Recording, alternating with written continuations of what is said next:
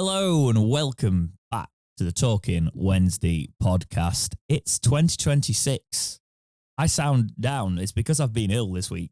I've just realised this is the first time I've tried to speak. This is my tester to see if I've got my voice back ready for a week of streaming at work. It's been fun, and Jake, you sound like you're coming down with it. So Yeah, that'll be fun. But it's Dex and Jake here for you. Take you through everything Sheffield Wednesday. Jake, before we do anything, Happy New Year, first of all, to everybody out there. Hope you had a lovely Christmas and New Year's. We'll have a bit of a catch up. I'm sure you can get your time stamp ready for the football, but we've got a lot to talk about what's happened over that period as well. But yeah, Happy New Year, everyone. Jake, how has your Christmas and New Year been, mate? And how are you feeling now? It was quiet to the point of it, but I've still technically got a Christmas in air quotes still to do. I haven't seen my lot yet. What we do in the situation we're in, we do my missus's lot first, and we do my lot at the end of January. Because it's easier on my sisters who's hosting, because her two kids being autistic, they struggle with too many people. So we make it like a mini Christmas at the end of January, so it's easier that way. So I still got technically another one to do. But it was quiet. It was really good to see the kids open presents and then realise how I've got to put things together and all that lot. It was a really nice thing where it was good, but I didn't realise how jealous my eldest was going to get around Christmas this year. And it just shocked me. She did it on her birthday as well. Just got like I remember you saying. She got massively jealous, and it's that awkward age that she's in at the minute where they think they're grown up and they're not, but they still want to act grown up. So it's that weird situation. I have now got a talking 2-year-old. He now talks. He'll now say words. He'll now repeat words as well. So I'm having to remember my fudge and sugars instead now. Yeah. Because I don't want to get the phone call from nursery going, he said this. But if you want a fun one, he learned the words fun way to die. He goes around and singing fun ways to die. Isn't it dumb ways to die? Dumb way to die, but he goes fun ways to die. Yeah. All right. Yeah, fair enough. So he's learned that, which I'm happy about and I'm not happy about all at the same time, if that makes sense. But he can do Golden K-pop Demon Hunter song as well, really well. He's just very much into music and like singing and everything. So it's one of them at the minute where I had one of my vocal students ask me to teach him that, and I was like, "You're joking, right?" Like, and they were like, "No," and I was like, "All right, let's do it." I've done it about twice now to a couple of different students. Because it's so high, that song. It's so high. They do hit it. That singer is actually apparently a really good singer, but like, yeah, it's also, I hate the amount of flex that's on the vocal. You can just hear it. Make it pretty. Yeah. Having said that, I use flex nowadays for a creative thing because I'm doing sort of like disco pop stuff. I'll put a little bit on my voice, not to actually tune it, but to give it a little bit more of a bit of a flair. Sit in the mix. Yeah. Yeah, makes sense. I've noticed recently that he's suddenly coming back into a lot of music. Like recently, it's like my mate said it best. It's like when Cher came out with the auto tune. Now everyone's doing it all of a sudden. It's like I just think rappers just sing through it now, and I'm not sure. I think performance. I think we're gonna go back around, and rock bands will be back in because with all the AI stuff, performance-based stuff and natural talent will rise through again. I feel for a live experience. I think the positive thing I can see is if we're not going too dystopian, more people are going to go out and see bands. Yeah, and try and see something that feels real rather than, because you can listen to stuff, but there's nothing beats sitting in front of a band and actually feeling the amp, feeling the sound. I've always wanted to do the New York thing and go to a jazz bar and just sit and Yes. listen to jazz and just sit there and just have a whiskey and just watch it. And it's just something about that is really cool. Also like going to New Orleans and going to a proper blues kind of bar and just my dad grew me up on all that, like what he used to teach in music a lot with blues and stuff like that. So it's like something like for me growing up, like a lot of my stuff is like Jefferson Airplane, Cream, all that, what was in our household when I was growing up. But yeah, it was good. It's been good. How's your New Year and Christmas? Christmas was lovely. Mum and Dad came up here for the first time ever. Oh, wow. Obviously, we've only just been in this house, but my sister's traveling. So my sister was like near Vietnam or something by Christmas. So she was away. So it was literally just, my nan doesn't travel anymore. We weren't going to do Christmas at my nan's because there's not really, I'd have to take over the kitchen and I'm not doing that at my nan's. That's nan's kitchen. Yeah. So it's a case of, we had it here, and then when Mum and Dad went to Nan's on Boxing Day, and I went a little bit before actually. Yeah, which is why I was. I like that pastry shop in Hillsborough, Pringle. I went. Yes. Nice, isn't it? Because I'd never been on a match day, but because I was just going to see my Nan, I wasn't doing anything football related. I was like, I'll walk down there, head down there. Spent a lot of money in there, and Soph was very happy with all the pastries I came back with, but. You spend a lot of money, but then you realise that it's a lot of money that's, very nice to eat, and then you go... It's not a lot, actually. It's very reasonable, by the way, but I'm just saying I spent too much money that you'd spend on pastries. Yeah. Like, if you're going in there and you buy it and you're spending over like 25 quid, you're like, right, I've just bought pastries here. I could have bought something more, but we bought a lot of pastries, good pastries. Anyway, apparently Henrik was in there as well. Yes, I saw that, with him getting a gingerbread man. But yeah, we did that. They came up here. It was nice. We stayed Boxing Day as well. I was honestly like, I didn't really stop because I was up in West Yorkshire for Soph's family. I was obviously back down the South Yorkshire, East Midlands way for mine. And then they came up here. So we were back up to the northeast. It was just a lot of driving, man. New Year's was a little bit more chill. They wanted us all back in work on the 2nd. I think that's a different thing. That was a bit of a shock to my sister, I think, because I've been in teaching for so long. So you to sort of 5th or 6th when you go back. Yeah. Tutoring schedule sort of thing, because obviously I had the self-employed side, so I was doing a lot of production. I was doing a lot of music work, but because I was doing so much tutoring, I always sort of set myself up for the term schedule anyway, so I sort of followed the same terms, so it was just a case of like, I'd just take time over Christmas because nobody'd be around. So going back in, went in the Friday, Saturday, and then the Saturday night my voice started sounding like I was going through puberty, like again, and I was like, oh god, because my mate who'd been up for New Year's, he'd had it. It'd been around, people had been around sort of thing that had that flu, and I was like, it's coming, innit? Yeah. And then it's just started progressing like on the Sunday, and then on the Monday I got hit like a sort of a train in that sort of evening. And then I was wiped for the week, and my voice is like slowly started coming back at the end of the week, but I was still like, I was bad. It was bad. I do feel I'm speaking quite softly now because I haven't really spoke this week purposefully. I'm like, can I nurse this voice back? Because the one thing in my job now, Jake, I've got to speak for 5 hours a day. You've got to talk. Yep. And I can't really get around that. Like, I do miss part of jobs where you can sort of drag yourself in and not really have to talk. You talked at certain points, but you could reserve it.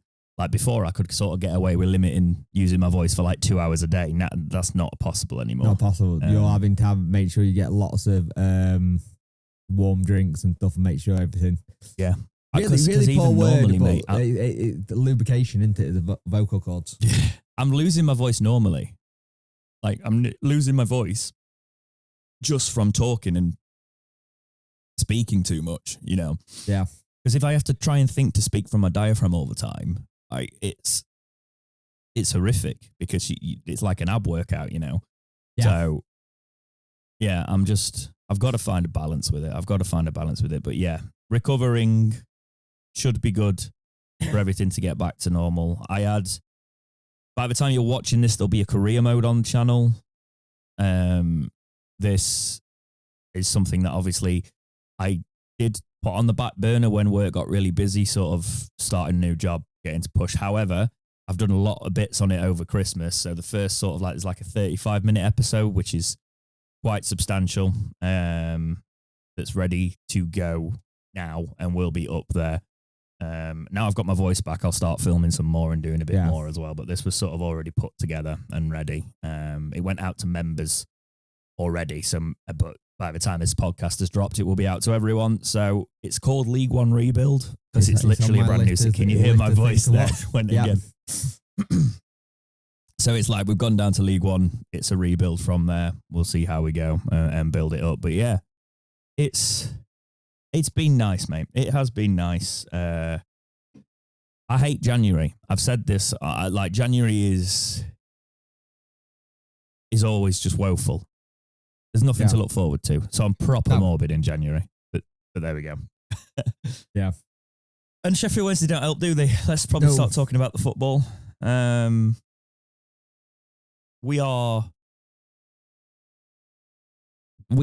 Football wise, mate, we're bad. We're bad. Like the first thing that's going to happen when this ownership change happens is the manager's going to go. Because I will say something. We had some questions on Danny Rule's character. We'd heard some bits, some pieces, etc. The one thing I've got to give him credit for now is it clearly was him. Yeah. Right? Henrik had the contribution, but as the manager, I generally think Henrik's a very good coach, just not a very good manager. But I think that's a bit hard to say that with the tools he's been given, because we're only going on what he's doing now and not with the tools he's been given. Now, if he had other tools, maybe he could, but you don't know, do you?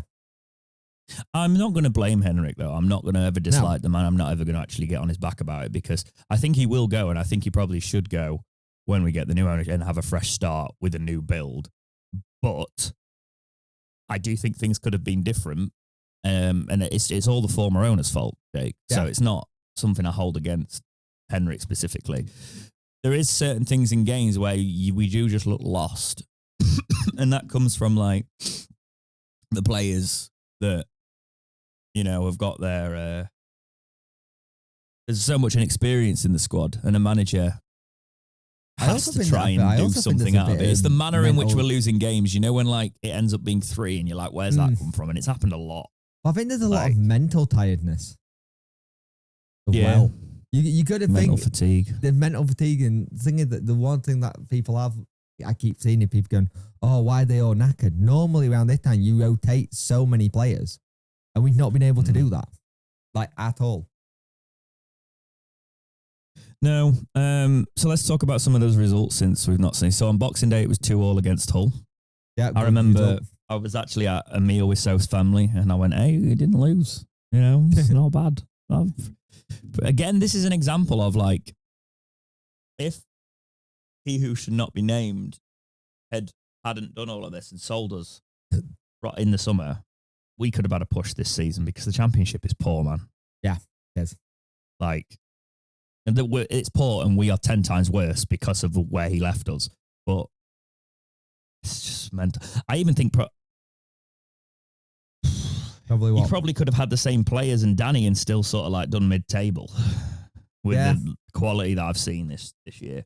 Probably a bit of a bold statement, that. But yeah, we obviously we went 2 unbeaten, thinking Henrik's the mastermind. But we had Blackburn 0-0 as well, Jake.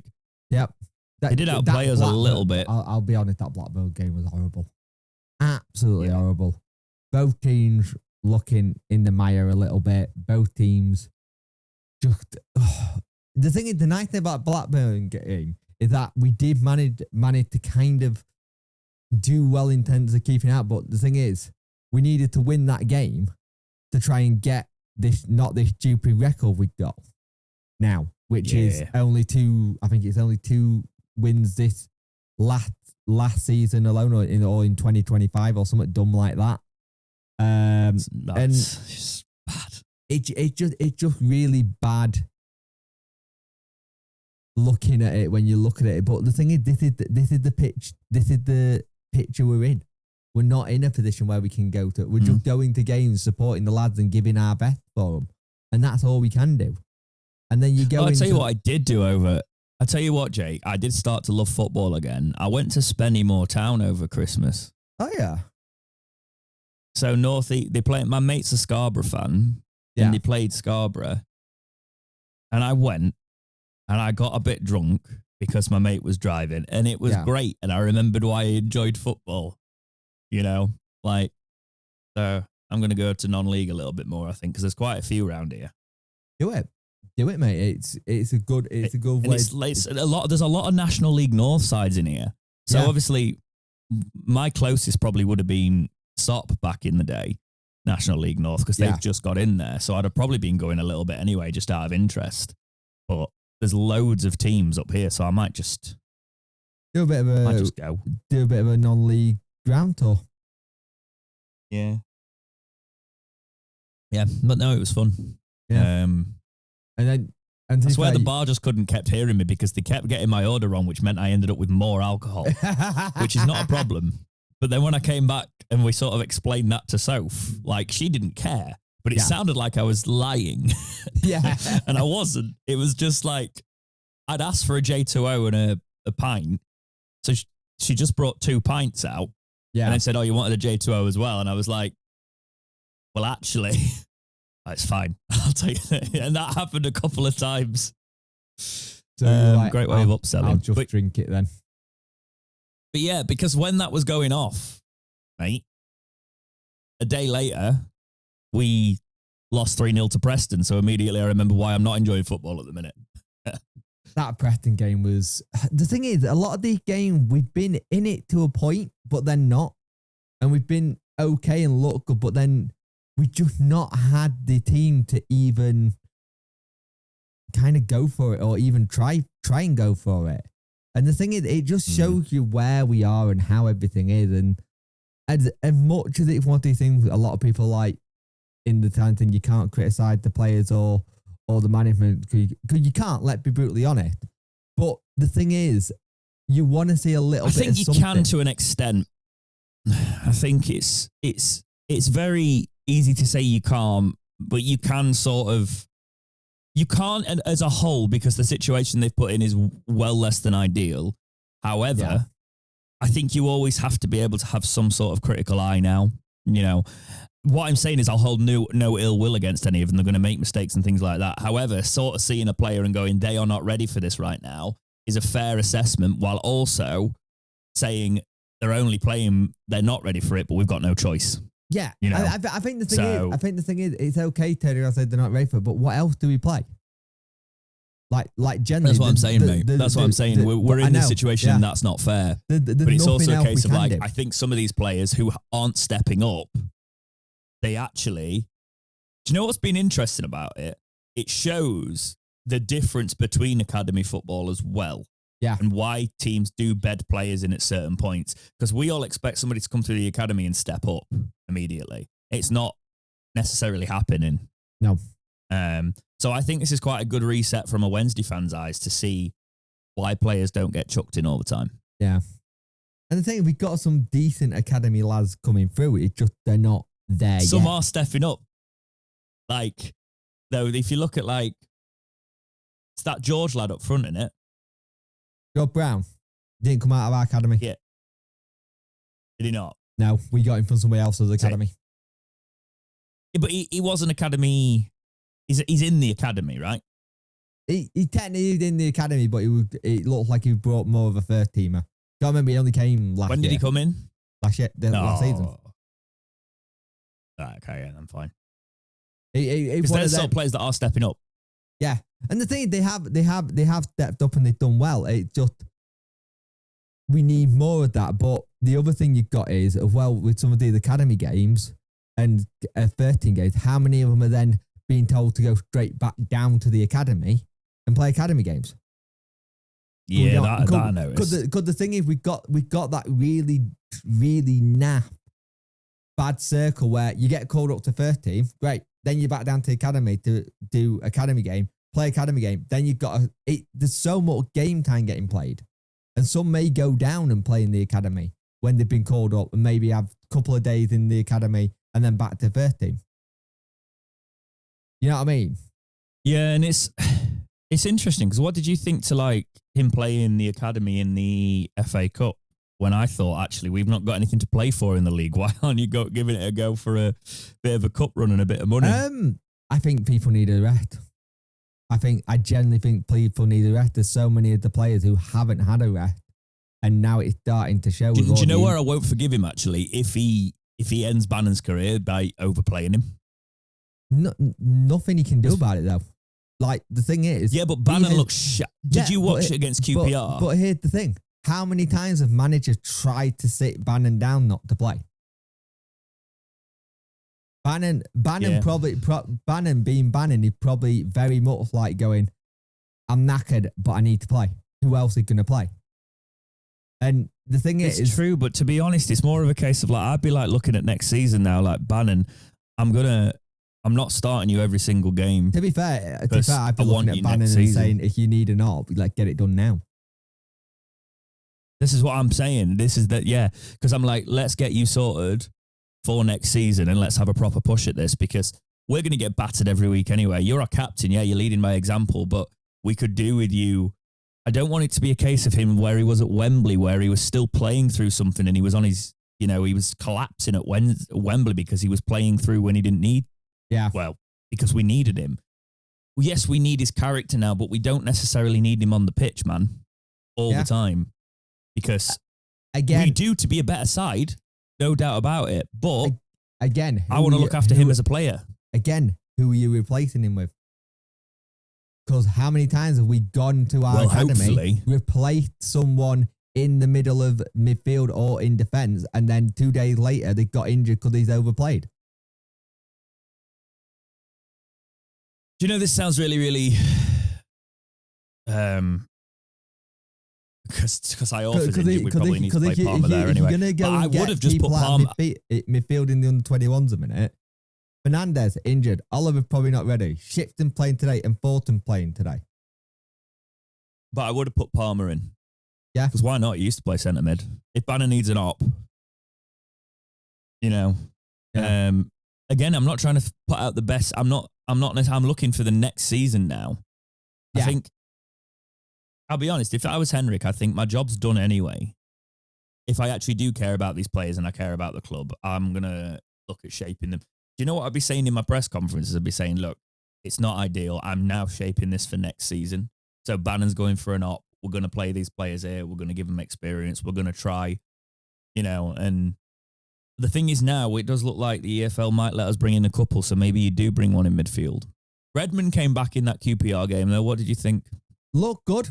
Had a little glimpse of where he was looking like he could run on and try and make an attack going. I don't know if I think he deals up end of January because they just said it was till January. They didn't say when, so I'm guessing it till the end of Jan. Yeah. Annoyingly now, it does look like we're not getting Watmore being looked at by Rotherham again after training here for a while, so that's a shame. But he looked good. He looked like he showed good glimpses. It's just, are we going to be able to keep him till the end of the season? To keep those glimpses I'd quite going? like him in League One. I just looked at him and I was like, that'd be a good signing for next season. If we could get him fit. He could be that season for Marvin Johnson, couldn't he? Yeah, well, that's what I'm thinking. Yeah.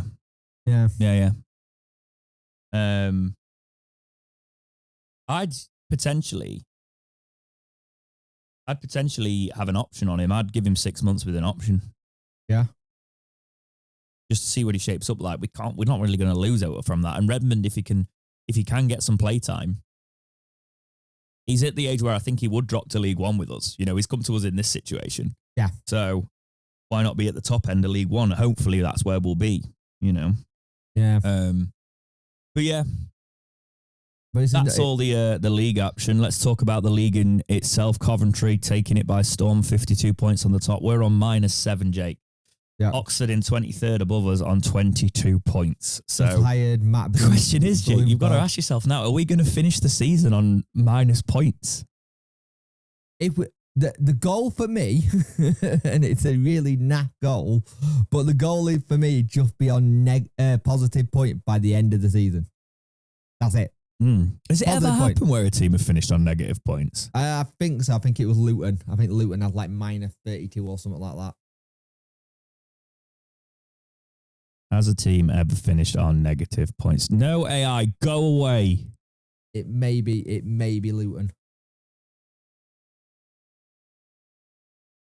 But the thing is, it's like the league done. Like you said, it's about building for next season now already. Oh, yeah, it has happened. Like, no, this is AI getting it wrong again. It has happened before, though. It's just rare, obviously. I think, yeah, it's... it's like, I was... The draft, by the way, we're going to do in the next couple of weeks. I've got to tally up all the points. I've decided because it's been so bad, we'll just leave it for half a season and then we'll do one draft update in the middle of the year at transfer deadline day. And then we can switch the squads around a little bit. But I just thought, like, it's going to be so bad, Jake. Yep. I've not brought myself to tallying it. You might win this year. Well, good. I already have the trophy. It's very fitting that in our document it still says League One review. Yeah, it does. So we're going back down. Literally, it says League One review because anytime I change it and try and save it to the template to champion, it just doesn't say. Yeah, I need to send you a new template, to be fair. But it works. It works. Yeah. It's worked for a long time now, this. Okay, let's get into the news because there's been a lot. We're going to skip over some bits that have obviously... There'll be bits that we've missed, basically. We've been gone for, 3 weeks? Yeah. Quite excessive, that. But we'll go from an article from the Star, which I'm sure you've all heard about now. This reads as follows. Sheffield Wednesday Takeover Consortium identities revealed. First words to fanbase. The identities of 2 figures working alongside James Board in the consortium that have received preferred bidder status of Sheffield Wednesday have been revealed. The club is in the EFL vetting stage of the administration process that, if passed, as expected, will see the group take control of Wednesday, having put forward the highest bid to administrators at Begbie's trainer. Little had been made public about the group to date, with many stakeholders demanding answers around the identities of those involved and the would-be source of funding to the club moving forward. Information on the consortium revealed to the Star and others on Tuesday evening confirms the involvement of Felix Roma and Al-Sharif Faisal bin Jamil alongside Board. It describes the consortium as, quote, privately funded, end quote, and makes it clear it is to be led by Board and Roma. The group has put down a non-refundable deposit that will go towards the club's meantime running costs. Board's involvement has been reported for some time, as has his involvement at clubs including Dunfermline and Spanish side Cordoba, as well as his consultancy arrangement at Sheffield United. A press release describes Board as a, quote, leading technology entrepreneur with a long-standing background in fintech, data analytics, machine learning and sports modelling, end quote. A former poker player, he is a founder of Short Circuit Science, a football analytics company. Both Roma and Al-Sharif have worked alongside Board previously on football projects. German-born Roma is listed as an entrepreneur with a history in finance technology, gambling and software industries. Believed to be based in Malta, Roma is a shareholder in Board's Short Circuit company. Al-Sharif, Short Circuit's Group CEO, is listed as the consortium's chief executive and has been involved in board-linked projects at both Dunfermline and Cordoba. A graduate of Oxford University and Imperial College London, he is a board member of Infinity Sports, a sports investment and management company based in Bahrain and the United Arab Emirates. He is said to be a member of the Jordanian royal family. A statement read in part, quote, the The consortium is privately funded of investors led by James Board and Felix Roma. The consortium focus on long-term responsible investment supported solely by its own capital, with an emphasis on stable governance, operational discipline, and data-informed decision-making. It brings together complementary expertise across technology, analytics, and high-growth ventures to support sustainable performance in organizations with which it engages. The consortium supports long-term sustainable ownership of this historic club and is committed to preserving and enhancing its legacy. It aims to strengthen Sheffield Wednesday to enable the club to regain its position at the pinnacle of the game. It also reads, while we recognise that there will be still many questions to be answered, we are unable to engage fully at this stage or provide a running commentary on the process. We recognise the frustration that this may cause fans of this great football club, but hope they understand that the limitations placed on the consortium at this particular point in time. End quote. It's also worth mentioning that we have found out from the EFL making a statement that in the actually you can talk down. about it. Yeah, we'll go down. So we'll go back to this consortium at the minute, but we're like, why aren't we hearing more? You know, why haven't the club announced it, etc.? A statement from Chris Wigfield came out and reads as follows. This is from the Wednesday website.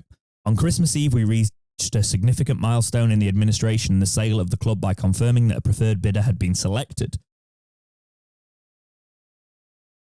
Also, Christmas Eve, by the way, Jake. Yep. A day after we'd done the podcast. Yeah. Cheers, mate. Yeah. The position was reached only after carrying out extensive due diligence over a period of weeks on the sources and proof of funds supporting the offer and others, as required by insolvency law and football regulations. These laws and regulations also placed a duty on the administrators to maximise returns for the creditors, including local businesses owed money by the club, and to ensure that the sales process is conducted carefully, properly, and in accordance with all applicable rules. Due to the non-disclosure agreements, which are a standard part of any bidding process, and EFL regulations, we were unable to publicly name the preferred bidder. We also remain respectful of the EFL's ongoing process to assess and vet the proposed new owners before any transaction progresses further. From the outset, supporters and the groups that represent them have been a priority in our communications. Working with the Supporters Trust, key local media contacts and official club channels, we have sought to ensure that supporters receive updates first wherever possible. Our primary objective is the careful stewardship of Sheffield Wednesday into the ownership of a group that the EFL approves as fit and proper. Securing a well-funded and credible new owner is essential to safeguarding the club's future. We cannot jeopardise that process by breaching EFL rules or legal agreements with prospective buyers, or by disclosing details prematurely before regulatory approval has been completed. Once the EFL has concluded its review and approval process and the sale is able to progress, we will make a formal announcement with further detail at the appropriate time. We understand that this is a period of uncertainty and is frustrating for supporters who care deeply about the club. However, we must remain committed to complying with legal regulatory requirements while working towards the best possible outcome for Sheffield Wednesday and its supporters. Chris Wigfield, Joint Administrator. So straight after that, pretty much, the EFL released a statement that said the follows. This is from EFL's X account, but it was also on their site. It says, further to the update provided this evening by the administrators of Sheffield Wednesday, the EFL wishes to clarify that matters in respect of the sale of the club are ongoing and subject to meeting the strict requirements as set out in the EFL regulations. The league only received a formal written notification of the preferred bidder earlier this week and has subsequently been sent initial documentation in respect of the proposed sale. The information has been reviewed and has allowed the EFL to commence its due diligence. This, however, is only the start of the process, and it is important that all those associated with the club understand that the league is required to follow its comprehensive procedures, which will include seeking further detail from both the administrators and preferred bidder. There is no set timescale for this to be concluded. In addition, it is also important to state that the EFL regulations do not prohibit the identity of a preferred bidder being revealed. They do, however, prohibit parties from announcing that a deal has been concluded subject to EFL approval. Which is interesting, actually, because transfers do that. They say subject to EFL approval, but they won't do it with a sale. But yeah. So there's a lot of, well, the administrators are lying then, because I saw a bit of that and it was like, well, no, it's more of a case of the administrators not revealing it. The NDA set out by the club or the actual, it's from the administrators. Yeah. So anybody involved in that, the consortium now can't really come out and say more because the administrators set the NDA. Yeah. They signed it. It's all a little bit messy in that front. Even if board wanted to come out now, probably wouldn't be any but everybody's just doing things by the book, by the sounds of it, Jake. Yeah, I think it's one of those things where I get why the statement came out, and I've seen a lot of people go, "Oh, why had they only just received it?" You gotta remember, they probably only went back to work on Monday. Like, generally, they've probably only just got to it. There'll be a period where, yes, EFL clubs are going and EFL are going in terms of doing like games and stuff. But the administration side, they probably were still on holiday. They were still probably just getting it. And I get that. I understand what people are trying to say with that. But for me, it's a good statement. Both statements are good. I think it gives the club side going, this is what we're up to. This is where we're at. We know what we got to come forward. And this is how much we can give you and tell you. We cannot tell you anymore. This is it. And the thing is, there's a word in football which football fans don't like, and that's patience. We have to now be patient. There's nothing else we can do. Yeah. Like, they've got to do all the checks. They've got to make sure everything's right. And there might be some twists and turns along the way. We don't know. But at the same time, ideally, they wanted this done a bit earlier. We had the thing last year where bids were going in. They put bids in, and then we had Thanksgiving that caused the issue because we had some American bidding in. So I think it's one of those things where we just got to be patient and see what happens. The administrators have done well with us so far and giving us clear communication. But I think that whole thing just a case of wait and see what happens next. Yeah, I think that's all we can do. You know, as much as it's good to speculate and talk about all of this here, we've just got to see what happens with the EFL regulations. People can say, oh, they won't pass it. They will pass it. They're doing this. What are the administrators saying here?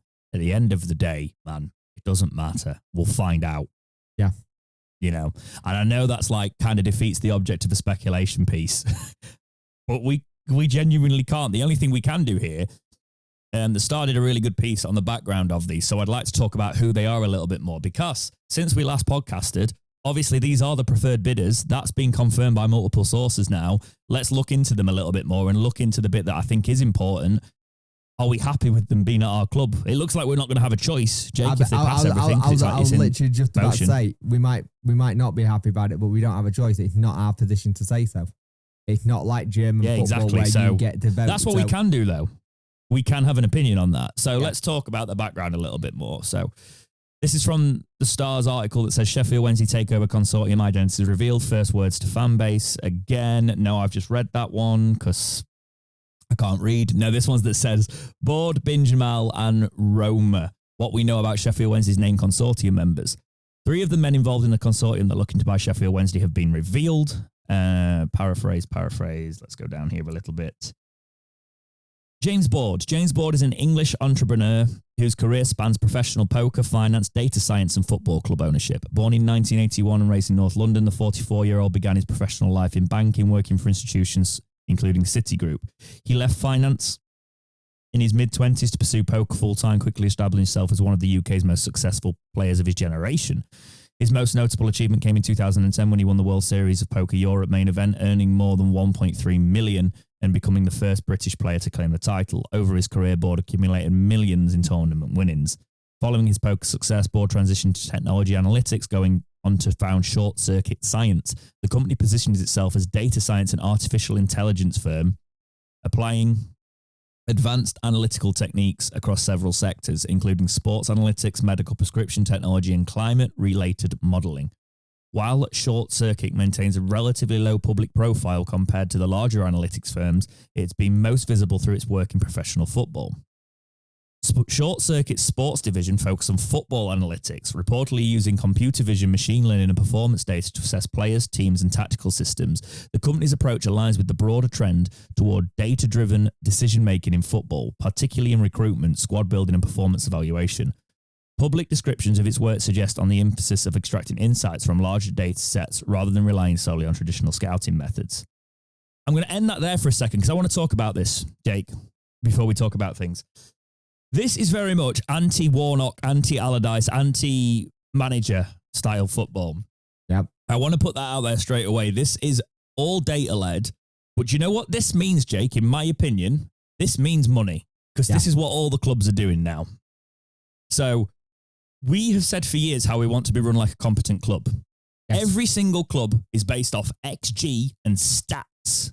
Now, there's a time where you bring in a manager and it's becoming less and less where they go, actually, no, I can see that in a player. And there's going to be certain footballers that in the higher levels of football, the Championship, the Premier League, are going to struggle because they're not going to fit the mold of stats.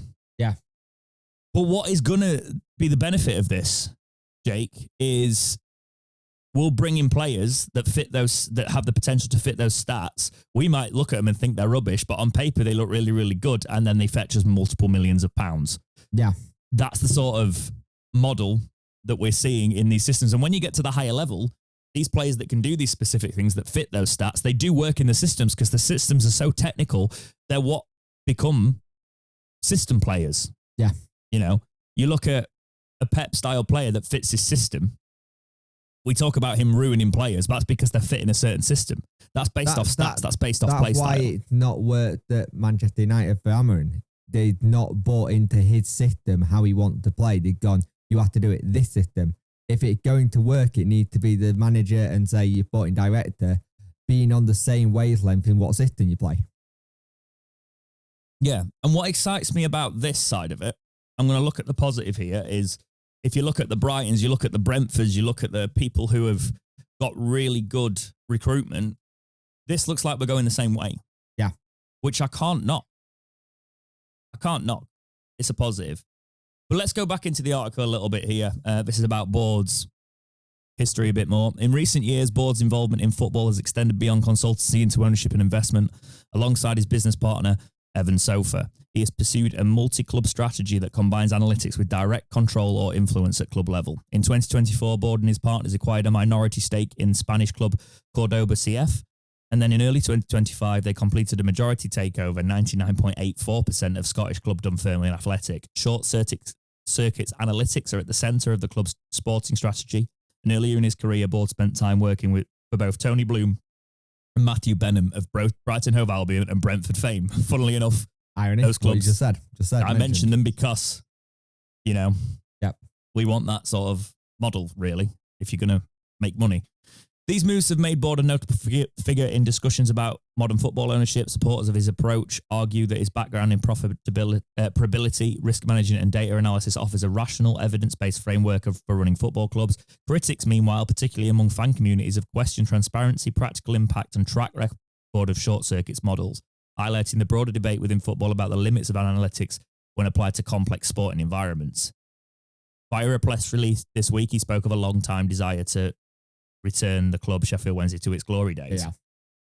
Again, I think this is the side you need.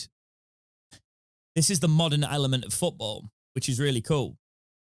If we're getting in on that, because that's where a lot of the money is. But I do think you need to have some pragmatism with it, Jake. So it's going to be how about we find that line. I think you still have to have that balance of using data along with scouts. It can't just be data led. It's got to be a data set, but it's seen this and then go scout the player as well. Yeah.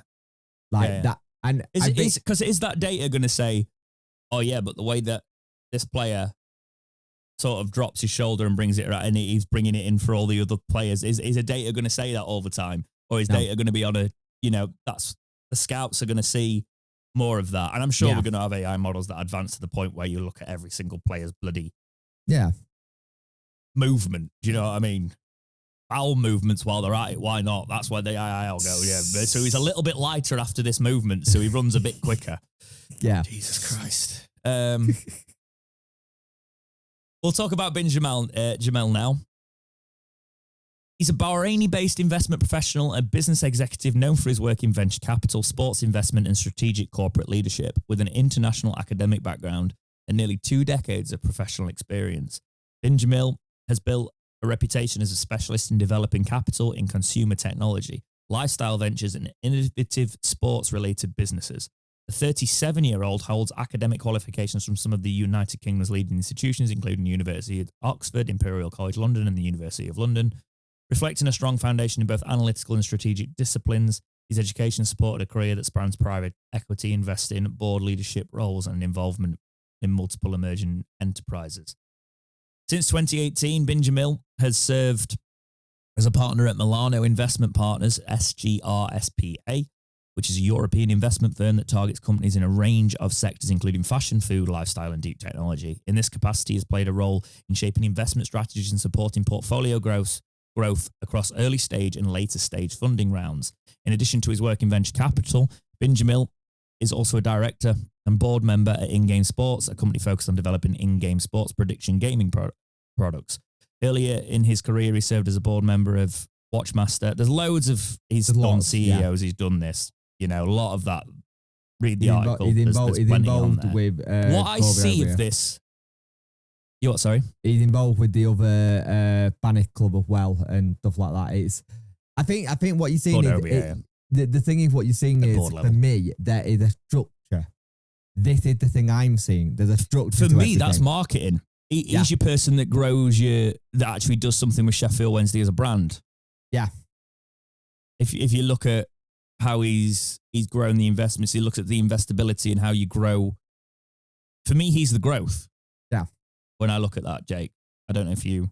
No, completely get that, yeah. But he looks like the growth that we haven't capitalised under Chansiri. So let's go on to Felix Roma now. Felix Roma is an investor and entrepreneur who is a shareholder in Short Circuit. Unlike the club owners, Roma's role is more of a behind-the-scenes one that helps shape the company's data-driven approach to football.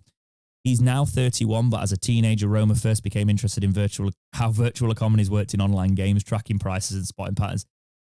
He's literally my age-ish, and he's basically played... I could do this. He's played games and got interested, and now he's... going to do a football. And I'm sat here. Right.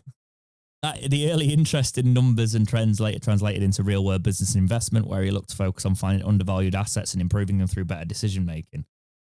Flipping, that sounds like. Yeah. Yeah.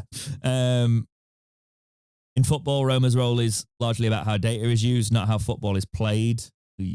At Short Circuit, he has helped develop systems that analyse player performance and physical output using video and data, aiming to give clubs clearer information to support recruitment, fitness, and long-term planning. His philosophy is said to align closely with modern analytics-led football thinking, remove emotion where possible, and make decisions based on evidence. For supporters, Roma is best seen as part of a technical analytical backbone behind Short Circuit. He represents a new generation of football investors who believe smarter use of data can help clubs compete more effectively, especially in an era where money alone no longer guarantees success. In a press release sent out this week, it was explained that the Malta-based entrepreneur has developed a strong passion for a meaningful fan engagement and a deep interest in football ownership through his collaboration and is focused on sustainable, well-governed football structures. So what do you think on this guy, the joint guy going in with boards? He basically the person who's going to run the numbers. He's the person who's going to say, get that drone in the air so we can have a look at this while we've got the trackers on them to see what data it's giving us, to see what we're doing. It's not just going to be on the recruitment side of things. It's going to be on looking, how do we make them better in training? If we train like this, at this rate, we'll get a 10% boost. That's where I see him. He's going to be the person who's speaking to the analysts that we already got going, this is what you're going to do. This is what I need you to look at. That he's going to be heavily... It gotten to the point football, it's gone very American football, because American football, they've got rows of people on computer screens looking at all the data, sending it back down to the head coach to say, do this, play that play instead of that play. And it'll go that kind of way. But here's the thing, right? If everybody ends up doing this, which is looking like where it's going, then isn't it just going to be the people that have got the most money that win again? Because you'd be like, oh, well, we need this to fit, so we're just going to spend more on it. it's going to come back down to like somebody like, oh, I'm going to play this 6'6" lad up top. You're not going to predict what I'm going to do here. That wins the league, which I'm all for, to be honest. It's like long throws are coming back into the Prem.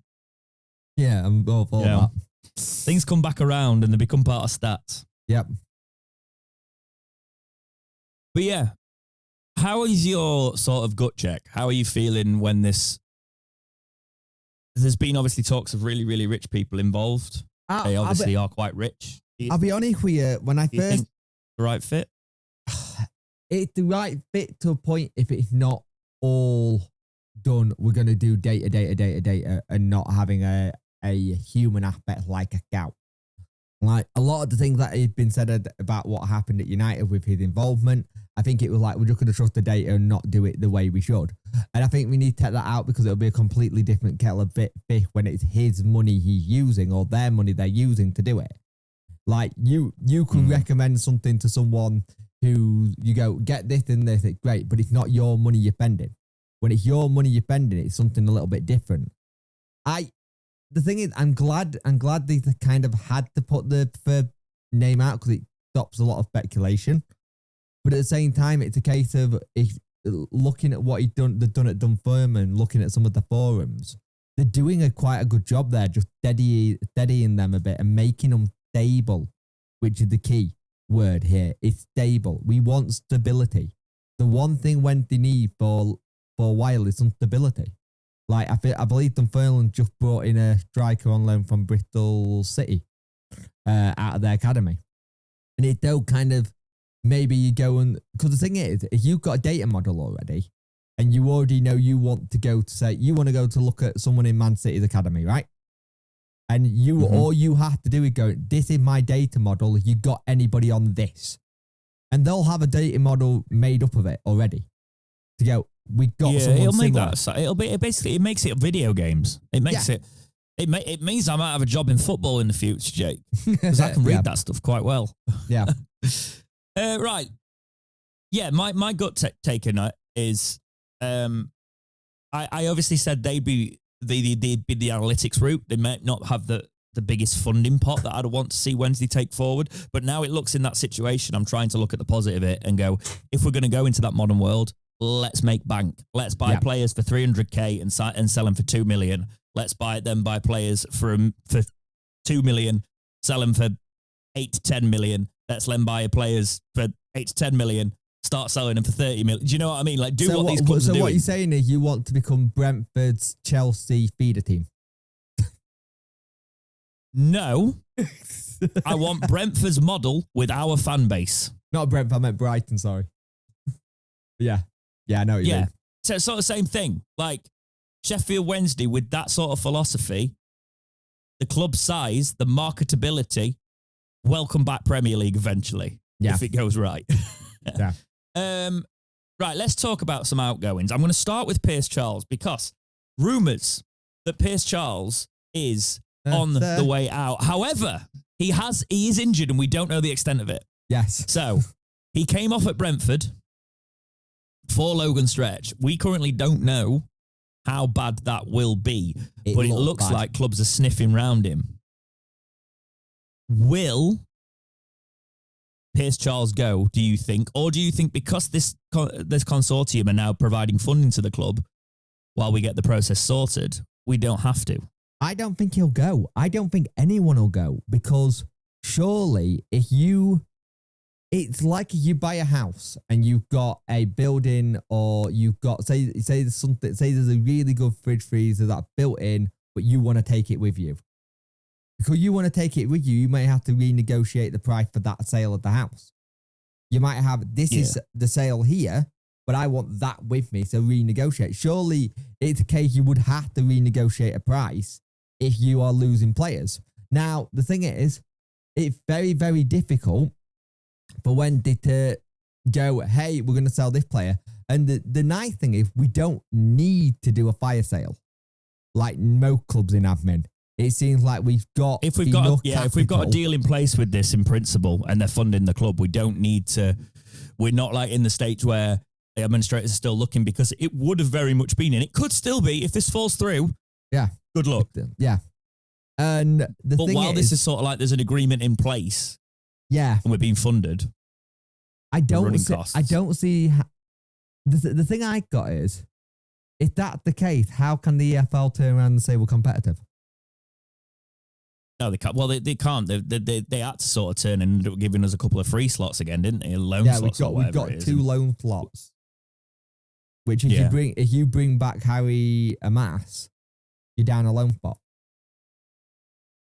Let's talk about Harry Amas then, because Harry Amas is obviously back at. So I don't think Pierce Charles will go either, by the way, for the record. Especially now, we'll see what the extent of this injury is. It could be clever from Wednesday. Just keep him out for January and then we're sorted. Because again, it's not our priority right now, is it? No. To have to look for the league and have all our best players in because we're getting relegated anyway. Cadamartri. The Star was saying, or it was Alan Nixon. No, the Alan Nixon said it was like a 1 million fee from Hibs. Yeah. Funnily enough, my Scottish club, Hibs. Is that? So, oh yeah, I'd be like, yeah, fair enough. You what, sorry? Oh yeah, of course it is. I remember you saying it was Hibs.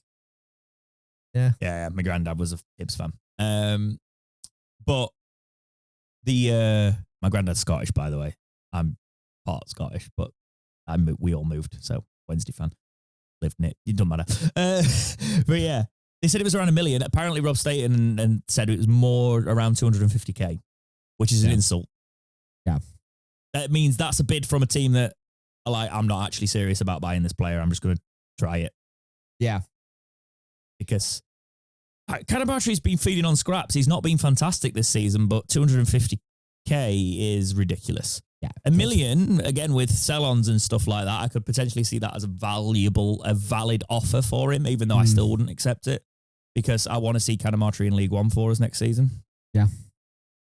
There's also talk of McNeil being looked at by clubs. Yeah. And I kind of get it. I get it. He's doing well in a really poor team, but I don't know if it's well enough to get a move, if that makes sense.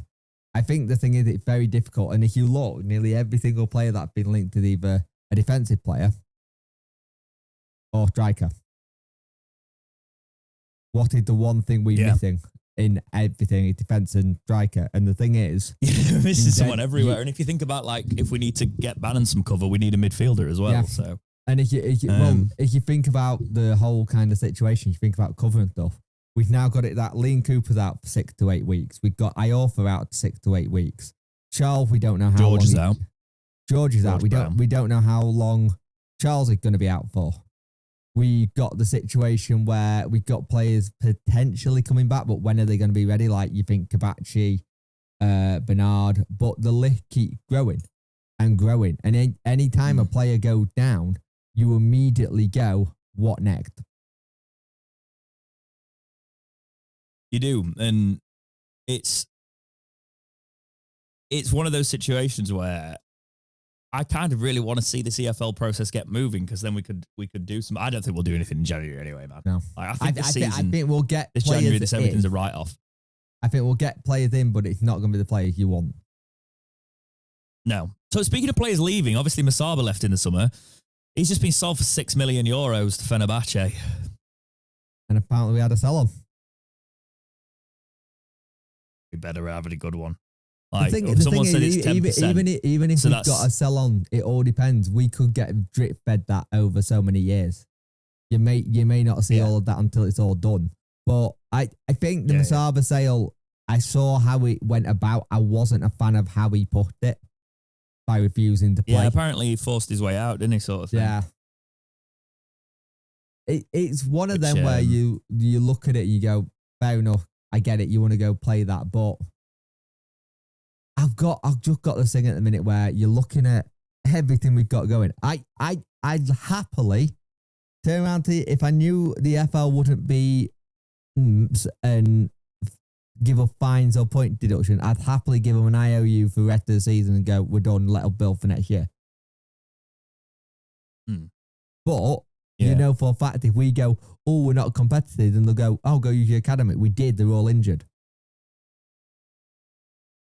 Like, how many of the lads who have played... They do bang on about needing a club to be competitive, don't they? Yeah. So, We'll see. But yeah, I want to. If it's 10%, that's 600,000 euros. That depends if it's 10% of the fee or the profit, though, which would then make it. I think we sold him for $1 million, didn't we? Yeah. So you'd be looking at more 500,000 over whatever time. Well, in English money, what's that? 350K. It's a nice little transfer for League One, that, innit? Back in the old days. Okay, let's talk about a potential player coming in. Bit of positivity. This is from the Star. Sheffield Wednesday hoping to add Manchester City talent Jaden Heskey to their squad. Sheffield Wednesday are keen of adding him to the squad. The 20-year-old, who is the son of ex-Premier League star Emil Heskey, has made quite a name for himself in the youth ranks at City and has even spent time with the senior side under Pep Guardiola. Wednesday were looking to sign him in the summer, but weren't given the green light to get a deal done amid their financial struggles. Heskey, who can play in a number of central midfield positions, is believed to be available as a free loan, like with Harry Amas in the first half of the season, which is something that gives the Owls hope in their pursuit. Having made his senior debut for the Citizens earlier this season, it's understood that the club are eager for him to get out and play more regular first-team football. And Amas's spell at Hillsborough has proven that will definitely be the case over at Hillsborough amid the Owls' injury-ravaged campaign. Wednesday have already been given the green light to bring in a couple of free loans this month, given the threadbare nature of their squad, and that number could increase to 4 soon, given the extent of George Brown's injury and pending departure of Man United fullback Amas. Heskey fits the bill in terms of versatility in midfield and will give Henrik Pedersen options should Wednesday be able to get a deal done. However, he's by no means the only potential option for the club as the January transfer window goes on. Meanwhile, it'll come as no surprise that Pedersen is also on the lookout for a new striker as part of his recruitment plans for this month. However, reality is that moves are only likely to be finalised towards the end of the month once other business has been done elsewhere. So, Jaden Heskey, what's your thoughts, Punk? Good player, he's quite a unit. He's quite a unit in that midfield with what we need. He's got really good attributes that I think him at the side of Ingleson, where we can just ref Bannon, like you've been saying, would be ideal. I just checked now to see. 20 years old, got legs, comes from that academy. I was literally just checking today if he was in Man City's game that they just thrashed X as a 10-1. And he wasn't. I just thought it might have been one of those games where they're shoving him and see what he can do. But that does make you also go, is that the reason they haven't played him today? Because they are going to be sending him out on loan. Kind of thing. And if it's a free loan, why not? Yeah. Like, it'd be amazing. It'd be amazing to just have some depth in the midfield because I want Bannon, if he's injured, to go and have some surgery. Yeah. Look after yourself and lead us to League One's title next year, man. He did make a senior debut in the League Cup for Man City. But there's not really much to tell on him other than that. He's played for the under-21s. He's a young player that is available on a free, and in Sheffield Wednesday's situation, Jake, we just got to take it. Yeah, exactly. Definitely. Have we got anything else to talk about, my friend? Because my voice is starting to go slightly now, so I'm going to stop talking in a minute. I believe that is it, mate. The only thing is, I think next week we're going to hear more and more stuff about maybe loans, or it wouldn't surprise me if we see how bad this injury is to Charles, if we're talking about maybe doing another emergency loan keeper. I think that's about it. The thing is, we're going to have to wait and see what happens with the takeover. I think someone said earlier to me that Radio Sheffield said that it could be end of February by the time we get anything done. It says how long are the piece of string? And hopefully it means, because also it's worth mentioning, hopefully it means we're coming out with that 30 million, so we're not have got a 15-point deduction next season. Because we won't know the full extent of that either, even though it has been reported that should be hit. So. Yeah. But yeah, Jake, it's been fun. Good. We'll leave that one there then, because we'll be back next week to talk about it. Maybe have an emergency podcast, hopefully not, but next weekend. Might be a little bit later, might end up coming out on Monday. We might record on Sunday or something next week, Jake. I'll get in touch with you about it, but it's been fun. It's been actually, let's talk about what Wednesday are Pompey at home playing. So yeah, we're at home on the Saturday, so we can we can talk about it on the Sunday. Why not? That works. Yeah, that works. And I won't be able to stream the Birmingham game, so you've got that one as well. So you can go and watch that over on Jake's channel. That one. What is that? It's the 20th. Yeah, cool. I've got all my hospital appointments kind of thing. Cool. Yeah, we'll get a schedule sorted. And New Year. Well, we've also got to plan. I mean, we probably need to sort out 250 soon. Yeah. We're on 247. Yeah. Probably need to sort that out. That's 3 episodes time. We'll have a look at the schedule. If anybody would like to be involved in that, like community call in, get yourselves in the comments now. Start talking to us, and we can get in touch with you. We can put you on our mailing list and things like that as well. Yep. So, drop a comment, say you're interested. We really used to enjoy those episodes, so maybe we bring one back. But thank you so much. Happy 2026, guys. Hopefully, it's a year that's going to be brighter towards the middle. For Wednesday. Yeah. It's going to take a while, but take care, guys, and we will see you in the next episode of Talking Wednesday. See ya.